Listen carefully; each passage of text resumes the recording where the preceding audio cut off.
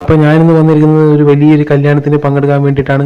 കല്യാണം നടക്കുന്നത് ഒരു സാധാ ഓഡിറ്റോറിയത്തിലല്ല, എൻ്റെ നാട്ടിലെ വളരെ ഗ്രേറ്റസ്റ്റ് ആയിട്ടുള്ള വളരെ റിച്ച് ആയിട്ടുള്ള ഒരു കൺവെൻഷൻ ഹാളിലാണ് കല്യാണം നടക്കുന്നത്. വന്ന് കയറുമ്പോൾ തന്നെ ഇവിടെ ജ്യൂസൊക്കെ കൊടുക്കുന്നത് പൈനാപ്പിൾ, തണ്ണിമത്തൻ, അങ്ങനെ പല ജ്യൂസും ഉണ്ട്. ഞാൻ പൈനാപ്പിളാണ്. ഞങ്ങൾ അങ്ങനെ മണ്ഡപത്തിലേക്ക് ഒറ്റക്കല്ല വന്നത്, ഞാൻ വീട്ടുകാരോടൊപ്പമാണ് വന്നത്. വീട്ടുകാരും പിന്നെ കൂടെ വന്ന ബാക്കിയുള്ള ആൾക്കാരൊക്കെ ചെക്കൻ്റെയും പെണ്ണിൻ്റെയും കൂടെ ഒന്ന് ഫോട്ടോ എടുക്കാൻ പോകും. ഞാൻ ഫോട്ടോ എടുക്കാൻ നിന്നില്ല, എനിക്കതിന് താല്പര്യമില്ല. എൻ്റെ താല്പര്യം ഏത് കാര്യത്തിലാണെന്ന് നിങ്ങൾക്ക് എല്ലാവർക്കും അറിയാലോ. അങ്ങനെ ഫോട്ടോ എടുപ്പെല്ലാം കഴിഞ്ഞ് ഞങ്ങൾ ഫുഡ് കഴിക്കാൻ വേണ്ടി. വളരെ സ്ട്രിക്റ്റ് ആണ് ഇവിടുത്തെ കാറ്ററിംഗ് ഒക്കെ. സീറ്റുകളുടെ എണ്ണത്തിനനുസരിച്ച് മാത്രമേ ആൾക്കാർ ഇതിനകത്ത് കയറ്റുകയുള്ളൂ. ഞാൻ പറഞ്ഞല്ലോ, ഒരു സാധാ ഓഡിറ്റോറിയം അല്ല അത്. അതുകൊണ്ട് തന്നെ നമ്മളൊരു ശരാശരി കല്യാണത്തിൽ കാണുന്ന ഒരു കാഴ്ചയുണ്ടല്ലോ, കഴിച്ച് എഴുന്നേൽക്കാനിരിക്കുന്ന ആളുടെ പിന്നിൽ പോയി വന്ന് നിൽക്കുന്ന ഒരു പരിപാടി, അത് ഇവിടെ നടക്കില്ല.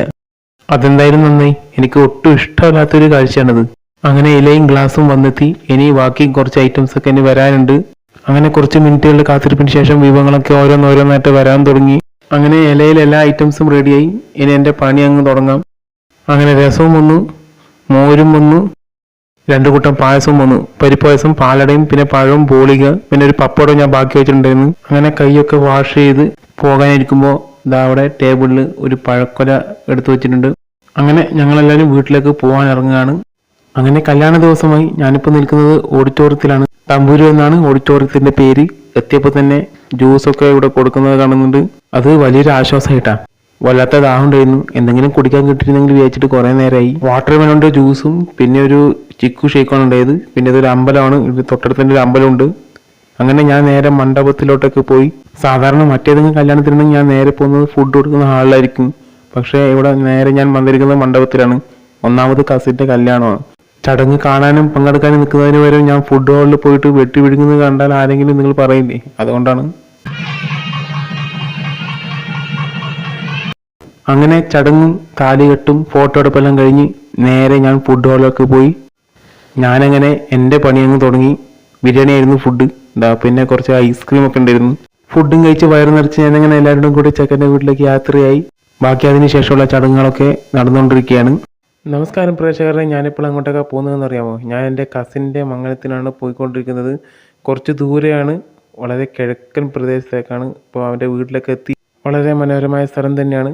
കല്യാണത്തിൻ്റെ തലേ ദിവസം തന്നെ ഞാൻ അങ്ങോട്ട് പോകുന്നു. അങ്ങനെ രാത്രിയൊക്കെ ആയി, പരിപാടിയൊക്കെ തുടങ്ങാൻ പോകുന്നതേ ഉള്ളൂ. എല്ലാം സെറ്റാക്കി വെച്ചിട്ടുണ്ട്. കണ്ടില്ലേ, ഞാനിപ്പോൾ ഭക്ഷണം കഴിച്ചുകൊണ്ടിരിക്കുകയാണ്. കഴിക്കാൻ തന്നെ ഏകദേശം 10 മണിയായി. തിരക്കും പിന്നെ വിളമ്പാനും മറ്റു കാര്യങ്ങൾക്കൊക്കെ ഞാൻ നിന്നിരുന്നു. അതുകൊണ്ട് ഇത്രയും വൈകിയത്. സാധാരണ ഈ സമയം ഞാൻ അങ്ങനെ കഴിക്കാറില്ല. കണ്ടില്ലേ, ഇപ്പോൾ തന്നെ 10 മണി. കണ്ടില്ലേ, നെയ്ച്ചോറ്, ചിക്കൻ കറി, ചില്ലി ചിക്കൻ, ഇതൊക്കെയാണ് ഫുഡ്. നമസ്കാരം സുഹൃത്തുക്കളെ, ഞാനിപ്പോൾ എവിടെ പോകുന്നതെന്നറിയാമോ? ഒരു മംഗലത്തിന് പോകുന്നതാണ്.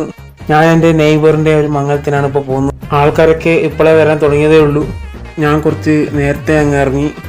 അത് വേറൊന്നും കൊണ്ടല്ല, സാധാരണ ഞാൻ ഏതെങ്കിലും മംഗലത്തിന് പോയി കഴിഞ്ഞാൽ അവിടെ നിന്ന് വെട്ടി വിഴുങ്ങാറാണ് പതിവ്. ഇന്ന് അതിൽ നിന്നൊക്കെ വ്യത്യസ്തമായി ഞാനതിന് വിളമ്പാനും എടുക്കാനൊക്കെ കൂടി. തിരക്കൊക്കെ ഉണ്ടായതുകൊണ്ട് എനിക്ക് ഷൂട്ടൊന്നും ചെയ്യാൻ കഴിഞ്ഞില്ല കേട്ടോ. അതുകൊണ്ടാണ് അങ്ങനെ തിരക്കൊക്കെ കഴിഞ്ഞ സമയം നോക്കി ഞാൻ എൻ്റെ പണി അങ്ങ് തുടങ്ങി. വിളമ്പാനും മറ്റു ഹെൽപ്പിനൊക്കെ നിന്നതുകൊണ്ട് വീട്ടിലേക്ക് കൊണ്ടുപോകാൻ കുറച്ച് ചോറും കറിയും കൂടി തന്നുട്ടാ. ബിരിയാണി പിന്നെ ബീഫ് കറി. ഓക്കെ, അപ്പോൾ ഇത്രയേ ഉള്ളൂ കേട്ടാ. Bye bye. ഹലോ ഗൈസ്, ഇന്ന് ഞാൻ രാത്രി ഒരു കല്യാണ പരിപാടിക്ക് വേണ്ടി വന്നിരിക്കുകയാണ്. വലിയ ആളും തിരക്കൊന്നും ആവാനായിട്ടില്ല. എന്നാ കണ്ടില്ലേ, മണ്ഡപമൊക്കെ ഒഴിഞ്ഞു കിടക്കാണ്. പാട്ടാരാണെങ്കിൽ പാടാനൊന്നും തുടങ്ങിയിട്ടുമില്ല. അതിൽ നിന്ന് മെനക്കെടുണ്ടായെന്ന് കരുതി ഞാൻ നേരെ ഫുഡ് ഹോട്ടലിലേക്ക് പോയി. നെയ്ച്ചോറും ചിക്കൻ കറിയും മാത്രം കണ്ടപ്പോൾ ഞാൻ കുറച്ച് സങ്കടപ്പെട്ടു. പിന്നെ ബീഫും കൂടി കണ്ടപ്പോൾ സമാധാനമായി. അങ്ങനെ എൻ്റെ പണിയൊക്കെ കഴിഞ്ഞ് ഞാൻ നേരെ വീണ്ടും കല്യാണ വീട്ടിലേക്ക് തന്നെ ചെന്നു. ഭക്ഷണമൊക്കെ കഴിച്ചു കഴിഞ്ഞ് കല്യാണ വീട്ടിലേക്ക് തന്നെ തിരികെ വരുമ്പോഴേക്കും ആ പാട്ടുകാരൊക്കെ പാടാൻ തുടങ്ങി. വളരെ മനോഹരമായ ഗാനമായിരുന്നു. കുറച്ചു നേരം കേട്ട് നിന്ന് പോയി.